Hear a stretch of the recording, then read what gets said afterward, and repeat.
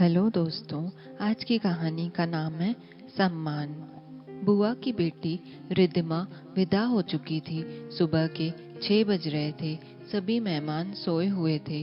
पूरा घर अस्त व्यस्त था, लेकिन रिद्धिमा की बड़ी बहन तनुजा दीदी जाग गई थी और घर में बिखरे बर्तनों को इकट्ठा करके रसोई में रख रही थी। तनुजा दीदी को काम करता देख मीनाक्षी, जो उठने की सोच रही थी, उसने पूछा, तनुजा दीदी, क्या समय हुआ है? अभी 6 बज रहे हैं मीनाक्षी। दीदी, आप अभी से उठ गई, थोड़ी देर और आराम कर लेती।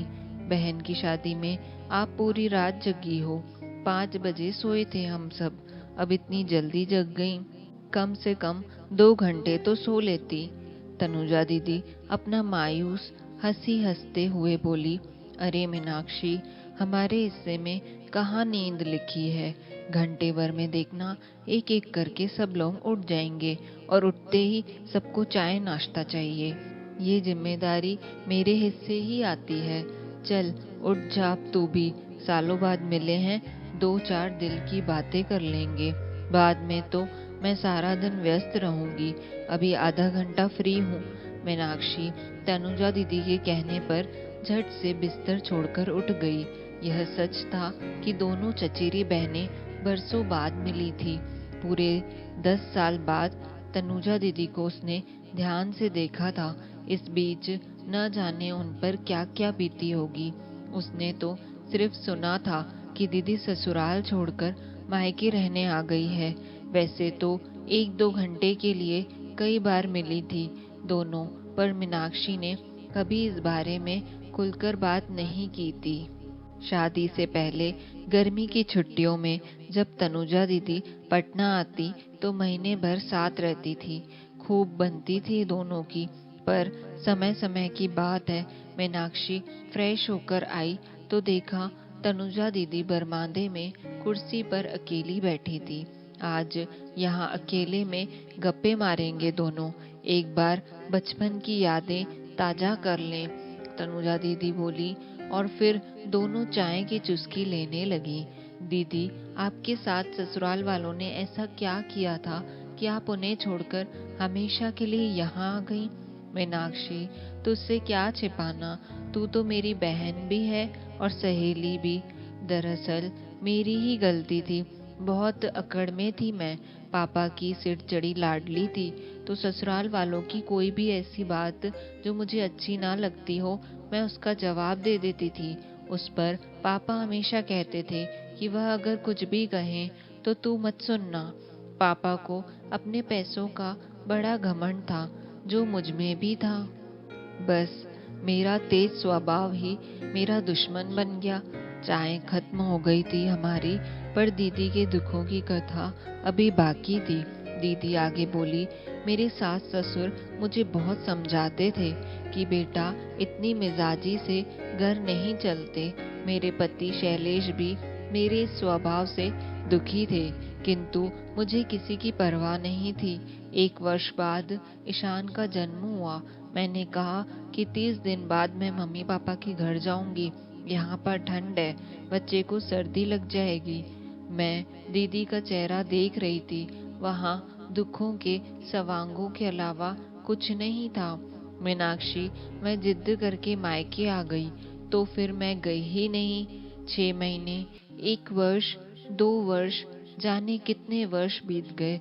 मुझे लगा एक न एक दिन वह जरूर आएंगे मुझे लेने, किंतु कोई नहीं आया। कुछ वर्ष बाद पता चला कि शैलेश जी ने दूसरा विवाह कर लिया है। और फिर अचानक दीदी रोने लगी। मैं 20 वर्ष पूर्व की उन तनुजा दीदी को याद कर रही थी, जिन पर रूप सौंदर्य की बरसात थी। हर लड़का उनसे दोस्ती करने को ललायत रहता था, किंतु आज दीदी 35 वर्ष की उम्र में 45 की लगती हैं। इतनी सी उम्र में चेहरा झुर्रियों से भर गया था। मुझे उन्हें देखते हुए काफी देर हो गई थी, तो वह बोली, मेरे इस बूढ़े शरीर को देख रही हो मीनाक्षी? इस घर में मेरी इज्जत कोई नहीं करता। देखा नहीं मेरे भाइयों और भाभियों को तुमने? वह मेरे बेटे ईशान और मुझे नौकरों से भी बदतर समझते हैं। पहले सब ठीक था, पापा के जाते ही सब बदल गए। भाभीयों की घिसी साड़ियाँ मेरे हिस्से आती हैं तो भतीजों की पुरानी पट कमीजें मेरे बेटे को मिलती हैं। उनके बच्चे प्राइवेट स्कूल में पढ़ते हैं और मेरा बेटा सरकारी स्कूल में। 15 वर्ष का है ईशान, 7वीं में ही बैठा है। 3 बार 7वीं में फेल हो चुका है। दीदी ने साड़ी के किनारे से आंखें पोंछकर धीरे से आगे कहा, भाई अपने बेटों के नाम पर जमीन खरीदे जा रहे हैं, पर मेरे बेटे के लिए क्या है? कुछ नहीं। घर के सारे लोग गर्मी की छुट्टियों में घूमने जाते हैं और हम यहाँ बीमार पड़ी माँ की सेवा और घर की रखवाली करते हैं। तू तो अपनी है, तुझसे क्या छुपाऊं। जवान जोड़ों को हाथ में हाथ डालकर घूमते देखती हूँ तो मन महसूस कर रह जाती हूँ। दीदी अपनी दुख भरी भारी आवाज में कह रही थी, मीनाक्षी, आज मैं बंद कमरे का वह पक्षी हूँ जिसने अपने पंखों को स्वयं कमरों के किनारों से टकराकर मारकर तोड़ दिया है। आज मैं एक खराब पड़ा वह सामान हूँ जिसे जो चाहे पैर से मारकर इधर से उधर घुमा रहा है। आज मैं अकेलेपन के घोर अंधेरे में अकेली रह गई हूँ। दीदी का रोना मुझसे देखा नहीं जाता था, किंतु आज मैं उन्हें रोकना नहीं चाहती थी। उनके मन में जो था उसे बह जाने देना चाहती थी। थोड़ी देर चुप रहने के बाद तनुजा दीदी आगे बोली, सच तो यह है कि मेरी गलती की सजा मेरा बेटा भी भुगत रहा है। मैं उसे वह सब नहीं दे पाई जिसका वह हकदार था। अपने पिता का प्यार, ना ही सुख सुविधाओं वाला जीवन, कुछ भी तो नहीं मिला उसे। सोचती हूँ आखिर मैंने यह क्या कर डाला। अपने साथ उसे भी बंद गली में ले आई। क्यों मैंने उसकी खुशियों की खिड़की बंद कर दी है। और फिर दीदी की रुलाई फूट पड़ी। उनका रोना सुनकर 2-3 रिश्तेदार भी आ गए, पर अच्छा हुआ जो तभी चाची ने किचन से आवाज लगा दी, अरे तनुजा जल्दी आ, दूध उबल गया।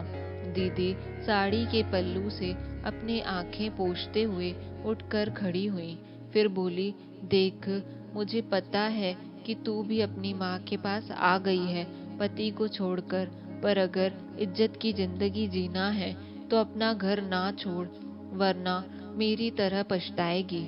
तनुजा दीदी की बात सुनकर मीनाक्षी ठिठक सी गई। यह एक भयानक सच था। उसे लगा कि राहुल और उसके बीच जरा सी तकरार ही तो हुई है। राहुल ने किसी छोटी सी गलती पर उसे चाटा मार दिया था, पर बाद में माफी भी मांग ली थी।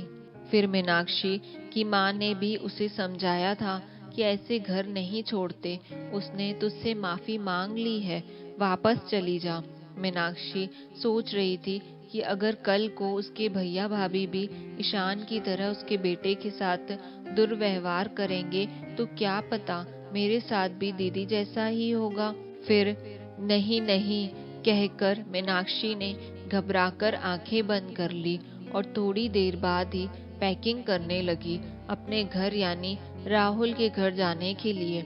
उसे उस बंद खिड़की को खोलना था जिसे उसने खुद बंद कर दिया था। बार बार उसके कानों में तनुजा दीदी की यह बात गूंज रही थी, मीनाक्षी इज्जत से रहना हो तो पति का घर कभी नहीं छोड़ना। तो दोस्तों, कैसी लगी आपको यह कहानी? अगर पसंद आई हो तो वीडियो को लाइक करें, चैनल को सब्सक्राइब करें। कहानी को अंत तक सुनने के लिए आपका बहुत बहुत शुक्रिया। मिलते हैं दोस्तों जल्दी अगली कहानी के साथ। तब तक के लिए आपसे विदा लेते हैं। धन्यवाद।